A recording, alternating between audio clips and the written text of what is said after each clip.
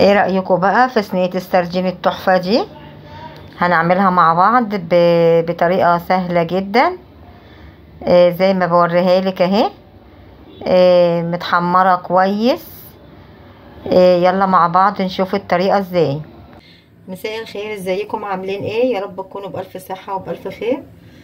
النهاردة وصفتنا سهلة جدا. النهاردة هنعمل السردين البلدي. هنعمله في الفرن. وقبل ما ابدأ الوصفة يا ريت ندوس لايك عشان الفيديو بتاعي ينتشر ويكبر وكلنا نستفيد.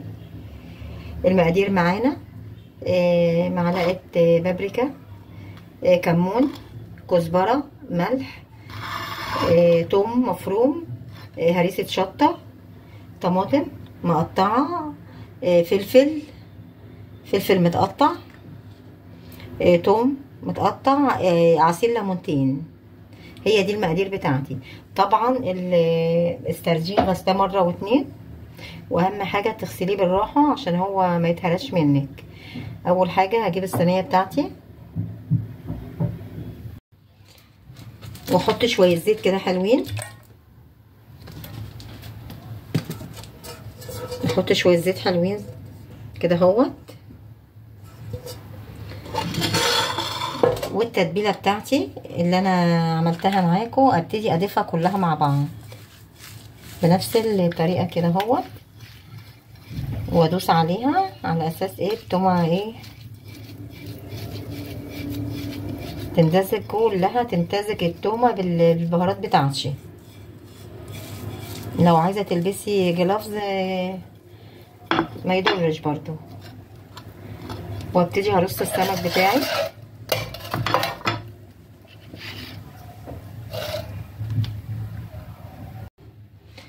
وابتدي ارص السمك بتاعي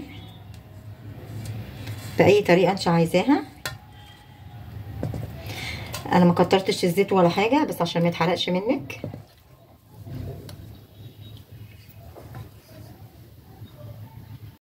وهو بعد ما رصيته بالشكل الجميل ابتدي التتبيله بتاعتي كده بالراحه احط عليه التتبيله بتاعتي.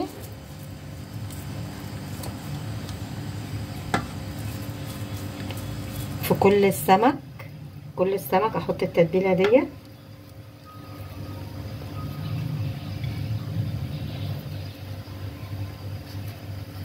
طبعا هي التتبيله دي اللي هتديله طعم.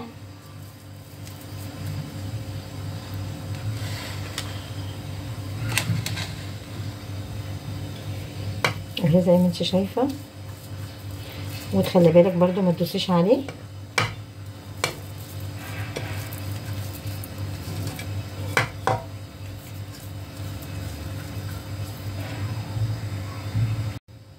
وهي عملت الصينيه كلها بالشكل دوت.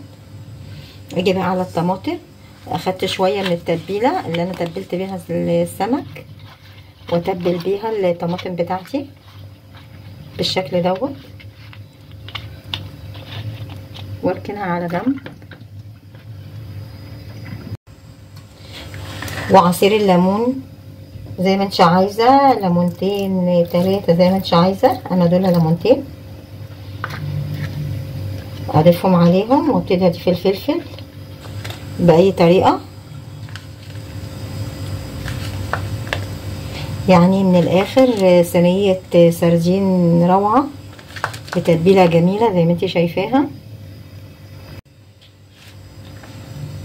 كده. حطيت الفلفل كله وشرايح الليمون برضو في اي حته كده عايزاها، يعني مش شرط عشوائي كده اهو.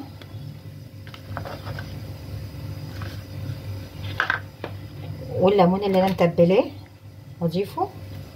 ايه رايك بقى في جمال الصينيه؟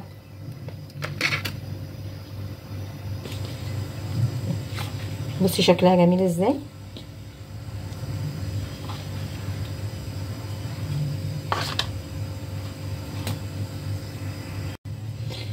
واحط كده قرنين فلفل عليها، ده اختياري طبعا.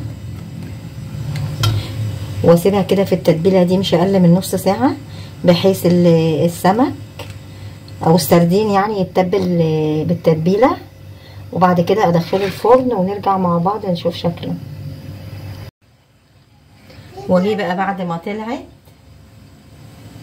بالشكل اللي انت شايفاه. اشيل لك كده الطماطم